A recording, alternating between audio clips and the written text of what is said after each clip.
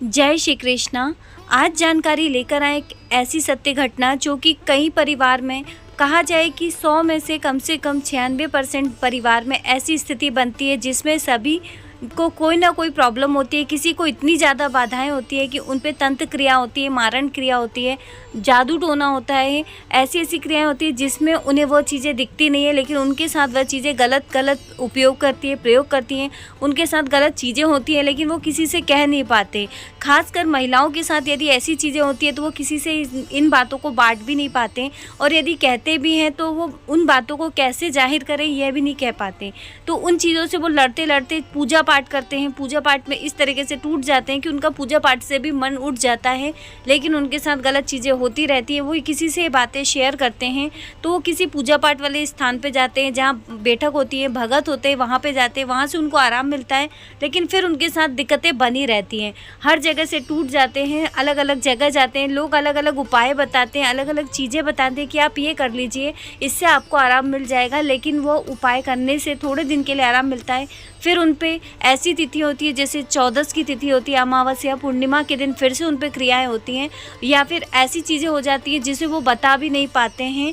उनका जो पीरियड्स का समय रहता है तो वो समय क्लियर करने के बाद दोबारा उनका पीरियड्स आ जाता है। उनके साथ ऐसी स्थिति होती है कि उनके साथ कुछ गलत हो रहा है लेकिन वो बता नहीं पा रहे। खासकर सोने के बाद जब वह शादी का सब जगह से टूट चुकी थी तो उन्होंने हमसे कहा कि अब मैं क्या करूं। मैंने सभी साधना भी करके देख ली, क्योंकि देखिए साधना करते हैं, मंत्र जाप करते हैं, नाम जाप करते हैं। जैसे कि उन्होंने 21 दिन का संकल्प लिया, या किसी भी व्यक्ति ने 15 दिन का संकल्प लिया, 21 दिन का लिया, 51 दिन का लिया, उतने दिन साधना करते उनको आराम मिल जाता है। फिर वो पूजा पाठ छोड़ देते हैं, उतनी ज़्यादा नहीं करते, नाम जाप नहीं करते, मंदिर में जाके दर्शन नहीं करते, तो वो चीज़ें फिर से उन पर प्रभाव डालने लगती हैं, तो फिर से उनके साथ दिक्कतें होने लग जाती है। लेकिन यदि आप किसी चीज़ को जड़ से ख़त्म करना चाहते हैं तो उसके लिए आपको स्वयं प्रयत्न करना होता है। तो जब एक साधिका ने हमें बताया कि उनके साथ ऐसी ऐसी दिक्कतें हो रही थी, तो उनसे हमने बस सिर्फ एक चीज़ कहा, आप मत कीजिए कुछ भी। आपने हनुमान चालीसा का पाठ भी कर लिया, बजरंग बाण का पाठ भी कर लिया, आपने भैरव जी की साधना कर ली, अलग अलग मंदिरों में भक्तों के पास जाकर आपने झाड़ा भी लिया, तो भी आपको आराम नहीं मिल रहा है। तो अब आपको करना क्या है? आपको कुछ नहीं करना, आप संकल्प ले लीजिए कि आपको 7 दिन का, क्योंकि महिला है तो ज़्यादा लंबा का समय का तो संकल्प नहीं ले सकती है, लेकिन आप संकल्प लिए कि रोज़ाना आपको छोटी सी बॉटल आती है, 10 से 20 रुपए की सरसों के तेल की बॉटल आएगी, आप वो बॉटल लीजिए और रोज़ाना एक बॉटल लेना है आपको। और शुक्ल पक्ष के पहले मंगलवार से आप शुरू कर दीजिए। आप हनुमान जी के मंदिर में जाइए, वहाँ बड़े से दीपक में पूरा तेल डाल दीजिए, कलावे की बाती अपने सिर से लेके पैर तक नाप कर उसकी बाती बना लीजिए, और उस दीपक में उस बाती को अपना नाम और गोत्र बोल के लगा दीजिए। उसमें कुछ दाने उड़द के डाल दीजिएगा और काली तिल डाल दीजिएगा, और वहीं बैठकर आपको बजरंग बाण का पाठ करना है और साथ में हनुमान चालीसा का पाठ करना है। 7 बार आपको बजरंग बाण का पाठ करना है, 7 बार हनुमान चालीसा का पाठ करना है, और एक माला, सिर्फ एक माला हनुमान जी की जो भी मंत्र का आप जाप करना चाहे तो आप पंचमुखी हनुमान जी का मंत्र का जाप कर सकते हैं, या फिर साधारण तरीके से आप हनुमान जी के मंत्र का जाप भी कर सकते हैं। इस तरीके से कीजिए, और 7 दिनों तक उन्होंने वैसा ही किया, 7 दिनों तक किया। और एक चीज़ और की उनको एक चीज़ और बोला गया था कि जब भी वो सोते हैं रात में आपको 5 बार हनुमान चालीसा सुनकर ही सोना है। कुछ भी हो जाए, आपके घर में रिश्तेदार आ जाते हैं या फिर आप किसी और के घर जाते हैं तो भी आपको 5 बार हनुमान चालीसा सुनकर ही सोना है। उन्होंने वैसे ही किया, क्योंकि पूरी तरह से वो त्रस्त हो चुके थे, लेकिन उन्होंने 7 दिनों की जगह 21 दिनों का संकल्प लिया। 21 दिनों तक रोज़ाना वो जाप करते थे, पाठ करते थे, और उन्होंने साथ में 21 दिनों तक रोज़ाना 5 बार हनुमान चालीसा सुनकर सोना शुरू कर दिया। जब वह सब तरीके से हताश हो चुके थे, उन्हें ऐसा लगता था कि जीवन में अब कुछ बचा ही नहीं है, अब हमें क्या करना चाहिए, क्योंकि इन चीज़ों को देखकर, जिनको हम देख नहीं सकते, वो चीज़ें हमारे साथ हो रही है, तो हम किसी को अपनी चीज़ें बता नहीं सकते, डॉक्टर को नहीं बता सकते, किसी अपने पहचान वाले को, रिश्तेदार को नहीं बता सकते। यदि बता भी देते हैं तो वो हमारे लिए कुछ भी हल नहीं ढूंढ पाते हैं।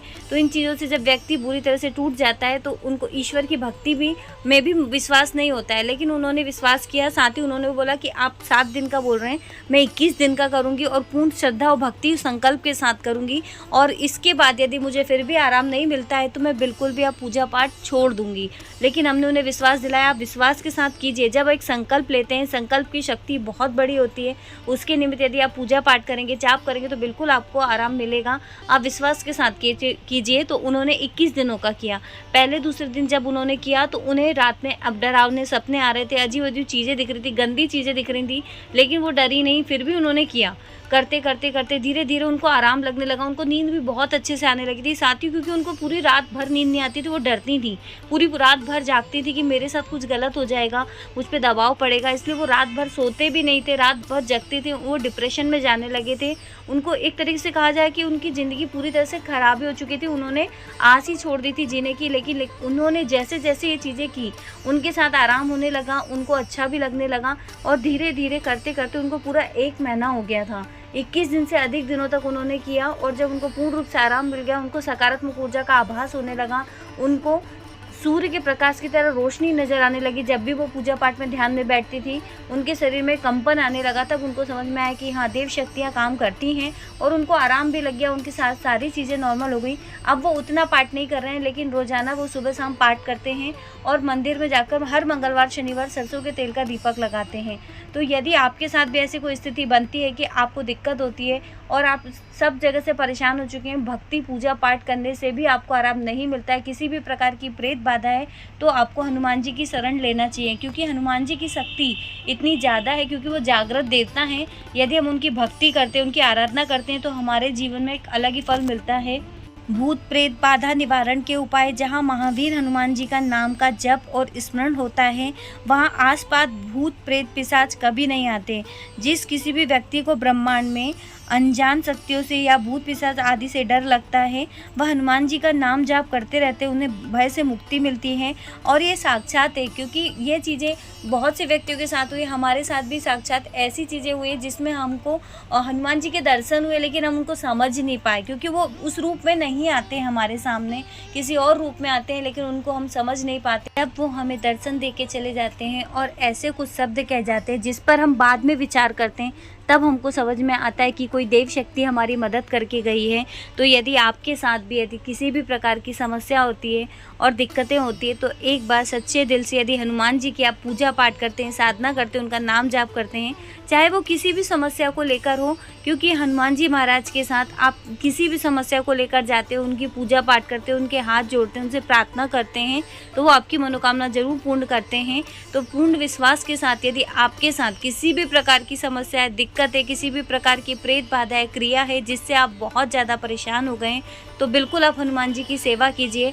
हनुमान जी के मंदिर में जाके दीपक लगाकर पूजा पाठ कीजिए। और ऐसा नहीं है कि आपको जो कलावे की बाती है एक बार लगानी है, जितनी बार भी आप जाते हैं ना, हर बार अपने सर से लेके पैर तक नाप कर आपको कलावे की बाती बनाकर पाठ करना है जब आप साधना में होते हो। और यदि आपको ऐसे साधारण भी करना है कि आपके घर में कोई व्यक्ति बार बार बीमार हो रहा है, तो भी आप उसके सर से लेके पैर तक नापकर कलावे की बाती बनाकर हनुमान जी के मंदिर में दीपक लगाएं।